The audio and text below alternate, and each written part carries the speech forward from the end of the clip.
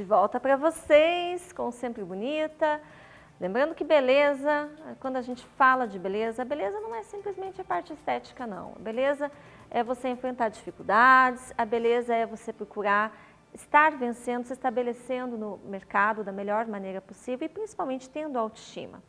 E tudo isso faz parte de um aprendizado.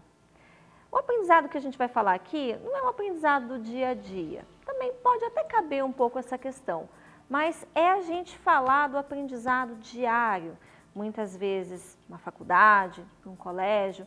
Por que às vezes as pessoas têm certas dificuldades de aprender alguma função, alguma coisa, de decorar alguma coisa? Bom, nós vamos saber um pouquinho mais sobre esse assunto tão importante, que são as dificuldades de aprendizado, com a psicóloga e pedagoga Luciene Batiste. Ela já está aqui, ela vai explicar aí essas variadas dúvidas, né, que não só eu tenho, mas eu acredito que muita gente tem. Tudo bem, Luciene? Tudo, Lari. Seja bem-vinda. Muito obrigada pelo convite. Que bom. Quando a gente fala em dificuldade, eu queria que você explicasse de uma maneira geral para as pessoas no que consiste a dificuldade de aprendizado, de uma maneira bem ampla. Bom, então assim, tem as dificuldades de aprendizagem que estariam mais ligadas à metodologia de ensino ou algum impedimento emocional naquele momento, alguma dificuldade que a pessoa está passando naquele momento que faz com que ela tenha uma dificuldade para aprender. Mas existem dificuldades que estão relacionadas aos transtornos de aprendizagem. Então, assim, os transtornos de aprendizagem, eles são neurológicos, né? São áreas do cérebro responsáveis por alguns processos que funcionam aquém do que deveriam ou poderiam funcionar e fazem com que a pessoa, então, tenha essas tais dificuldades. Então, existem vários transtornos aí. Existe, assim, eu vou falar um pouco dos mais comuns, sim, depois a gente pode explicitar um pouco mais. Então, assim, tem a dislexia, que é uma dificuldade para o aprendizado da leitura. E tem muita gente que tem dislexia. Muita gente, e poucos são diagnosticados, na verdade. Porque também, para você fazer um diagnóstico de dislexia, tem uma série de meandros, né? Tem muita gente que tem a alteração do processamento auditivo e ela promove características de dificuldade semelhantes com a dislexia, então isso também impede muitas vezes que se faça um diagnóstico e outros tantos fatores. Bom, daí temos a descalculia, que também caminha nessa linha, uma dificuldade específica para o aprendizado dos cálculos em geral. Olha, eu acho que muita gente se enquadra aí, hein? Agora veja, Lari, a gente precisa ter cuidado também, porque isso, veja, uma coisa é você não ter habilidade, outra coisa é você ter a descalculia. A descalculia é um processo de dificuldade mesmo. Tem a descalculia, tem a acalculia, que daí é um impedimento total mesmo. Mas tanto na dislexia quanto na descalculia, você consegue aprender com muita dificuldade, né? Você precisa de reforços aí, vários, né? De várias terapêuticas aí, para você conseguir atingir um nível que possa te fazer passar pela vida, percorrer a vida, apesar daquela dificuldade. Existem níveis também, né? Porque embora os livros não tragam esses níveis, a gente que trabalha com isso, observa isso no dia a dia. Existem os casos leves, os casos brandos, os casos medianos e os mais graves. Tudo a gente precisa avaliar para saber que nível que é esse, onde a gente vai começar a reabilitar. E quais que são os principais? Então, dislexia, descalculia, alteração do processamento auditivo, transtorno do déficit de atenção, muita gente tem isso também, hiperatividade, né? Exatamente. Para você ter ideia, Lari, hoje 10% da população que está nas escolas possui algum tipo de dificuldade de aprendizagem, entendeu? Exatamente. Então, é um número bem elevado. Por que vem crescendo isso? Porque antigamente, não sei se é porque as pessoas não conheciam. Exatamente. Né? É isso que a gente hoje em dia tem acesso, ainda bem que temos esse acesso e podemos tentar, pelo menos, controlar isso de uma maneira boa, né? Vamos dizer assim, com tratamento e tudo mais. Mas parece que vem crescendo cada ano que passa, vem crescendo essa estimativa. Eu acho que você tem que considerar duas situações aí. A estatística é sempre essa, aproximadamente 10% da população que está na escola. Hoje tem muito, porque a população cresceu muito. Hoje tem muito por essa razão que você destacou aqui, que na verdade, assim, veja, eu tenho 32 anos de profissão. Há 32 anos eu trabalho com isso, eu já comecei trabalhando com isso. Eu me lembro que no início da minha jornada profissional, a gente tinha pouquíssimo conhecimento, assim, teórico e técnico destas coisas, porque realmente a neurociência evoluiu, a neuropsicologia evoluiu e os estudos evoluíram, então hoje a gente conhece mais. Portanto, a gente consegue detectar mais. Não é que não existia antigamente, era a mesma população que tinha problema de aprendizagem, com a diferença que não havia tanta técnica para que a gente conseguisse detectar. E não havia tão pouco técnicas para a gente reabilitar. Eu me lembro no início da minha profissão, né, da minha atuação, que a gente tinha a mesma sistemática de trabalho para reabilitar todos os transtornos. Hoje não. Para cada transtorno é uma sistemática, para cada transtorno é uma terapia, é uma terapêutica, exatamente. Para cada transtorno um método, entendeu? E antigamente não, graças a, né? Como diz você, que bom que houve essa evolução, que a ciência evoluiu a ponto de muitas crianças hoje conseguirem ultrapassar os seus limites, que há 20 anos atrás talvez não conseguissem. Quando você falou em crianças, isso até, no caso, cabe na pergunta seguinte que eu ia te fazer, vou te fazer, inclusive. Quando a gente pensa, a partir de que momento eu consigo perceber que essa criança tem algum déficit, tem algum problema, tem alguma coisa ali que não está encaixando corretinho? Veja, isso tem a ver com o desenvolvimento. Quando você tem um bebê, né? Tem muito como ver isso. Você não tem como ver se você não compara. Mas se você compara, você começa a ver. Analisar.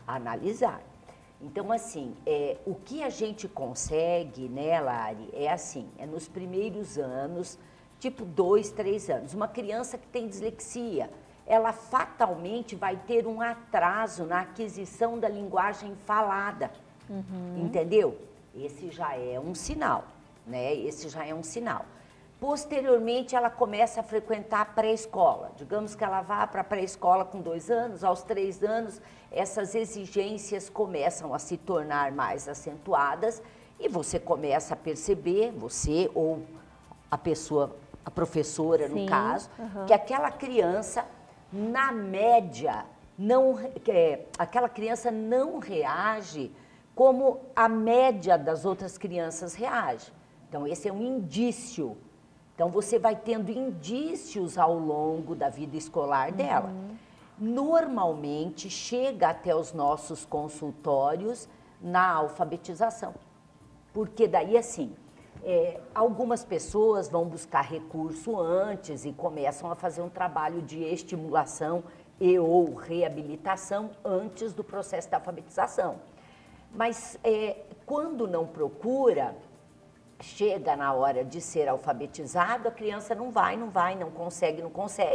Aí, normalmente, a escola encaminha para os especialistas e é quando chega até nós. Aí a gente faz uma avaliação diagnóstica, vê exatamente por onde que a dificuldade está percorrendo, né? Que caminhos ela está percorrendo, e aí a gente faz as indicações terapêuticas, que vão desde acompanhamento neurológico, neuropediátrico, fonoaudiologia, psicopedagogia, enfim. É variado. Variado. Existe algum tipo de tratamento único para todas essas questões que a gente está falando? Não. Nunca é único. Eu digo assim, um igual para todos. Existe? Não. Sempre é muito individual. Sempre é individual, porque depende do nível de dificuldade, depende com o que está associada. Porque normalmente o transtorno de aprendizagem, ele não vem sozinho, né? Porque, por exemplo, digamos que o teu cérebro é isso aqui.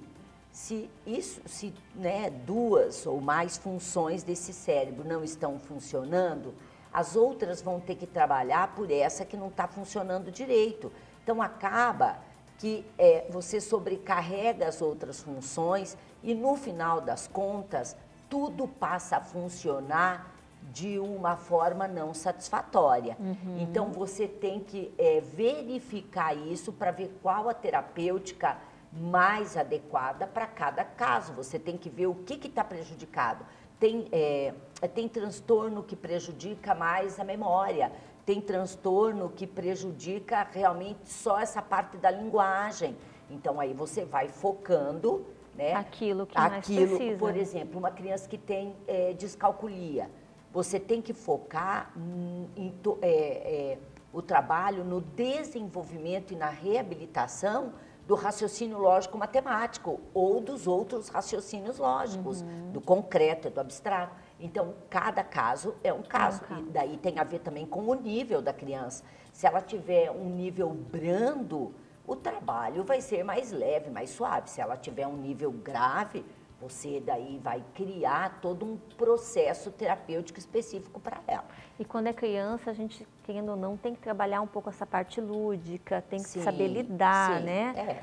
Você vai ter que fazer toda uma adaptação ali, dependendo da idade e do distúrbio ou transtorno. E eu acredito que deve se juntar, trabalhar junto, no caso, o profissional, escola e casa. Sim. Tem que ser, os três têm que falar a mesma... sempre é multidisciplinar. Junto. É sempre, exatamente. Por exemplo, uma criança que tem dislexia, ela é trabalhada pela psicopedagoga e também pela fono, porque o processo passa pelo auditivo, né? A dislexia faz com que a pessoa não tenha discriminação auditiva, não tenha percepção visual. Então, a fono vai trabalhar no sentido de desenvolver essa discriminação auditiva. Então, daí você vai na escola fazer a inclusão para tentar fazer com que aquela criança seja avaliada dentro das possibilidades dela. Porque um disléxico, se ele não consegue ler, se ele não consegue... Como é que ele vai acompanhar? Alguém vai ter que ler para ele. Então, você vai na escola solicitar que a escola faça uma prova apropriada, ou oral, ou com releitura. Então, e com a família também, você orienta a família, né? A família tem que ser participante nesse processo, porque senão não há um bom, não há um bom final, não há um bom prognóstico, entendeu? Quando a gente fala de escolas, você que é pedagoga, como que você vê isso hoje nas escolas? Será que está sendo adaptado corretamente isso? Porque a gente está falando de dislexia, mas tem outras questões aí. A gente sabe que colégio, e acredito que a sociedade em geral, trabalha de uma maneira geral para todo mundo. Dificilmente aquele que tem problema, ele consegue um espaço melhor, ele consegue se adaptar. Como que isso está nas escolas? Maritza, é assim, olha, essa é uma observação muito prática, né? Eu acho que houve uma evolução enorme de 10 anos para cá. Sim, isso a gente vê. Então, assim, eu acho que as escolas, elas se estruturaram para isso, porque 10% das pessoas que estão lá podem ter algum tipo de dificuldade, então as escolas se estruturaram. Hoje, elas oferecem tudo, elas oferecem desde uma tutora até mesmo adaptação de provas e etc. Olha que maravilha. Hoje está muito evoluído. Claro que temos muito para fazer ainda, mas eu acho que está de bom tom até onde a gente chegou. Entendi. De uma maneira geral, você acha que está conseguindo agregar com certeza. E amparar toda essa situação? Com certeza. As escolas estão muito, assim, abertas para isso. Bacana. E, além disso, você também é psicóloga, trabalha Isso. toda essa parte psicológica que a gente Isso. sabe que também, né, Lu? Afeta muito esse psicológico, e não só do paciente, mas da família também, né? Como que é esse trabalho? Então, a gente procura, na verdade, assim, quando esse paciente chega, a gente faz uma avaliação, e nessa avaliação a gente também avalia a parte emocional. E a gente verifica se o que ela está trazendo em termos emocionais é reflexo dessa dificuldade, que daí mexeu com a autoestima, com a autoconfiança ou se ela traz um problema emocional em termos estruturais que está contribuindo para piorar a situação. E aí a gente também estabelece um trabalho. A gente trabalha com a família no sentido de orientar a família, né, que caminhos vai prosseguir e vai trabalhando essas dificuldades com a criança. Mas o que a gente observa é que, na grande maioria dos casos, quando a criança começa a perceber os reflexos de melhora na produtividade dela, esse emocional aflora, ressurge, entendeu? Então, aquela criança cabisbaixa, sem vontade, ela se transforma. Então, 90% dos casos que a gente atende, este emocional abalado, ele está abalado pela produtividade mal engendrada, entendeu? Entendi. Então, assim, a gente faz todo um pacote de trabalho para isso melhorar. Crescer e melhorar. Eu vou deixar aqui, então, os contatos da Lu. Qual que é o telefone? Então, 33435000. Tá. 999863691. Então, tá aí os telefones da Luciene Battisti. Qual que é o endereço do consultório? Eu atendo aqui na 7 de setembro, próximo à Praça do Japão, e atendo também no Jardim das Américas, nas proximidades do Shopping Jardim das Américas. Ok. Novamente o celular ou o telefone fixo? 33435000, 999863691. Ok. Então, se você tiver ou conhece alguém que esteja passando por essas dificuldades, não deixa, tá aí, ó, o telefone da Luciene, não deixa de entrar em contato. Obrigada, viu, Lu? Obrigada pela atenção, pelo convite. Estar com Adorei você também. aqui. Obrigada. E você não saia daí que a gente já voltamos com mais coisas interessantes, saber um pouquinho mais sobre o mercado musical. Não saia daí.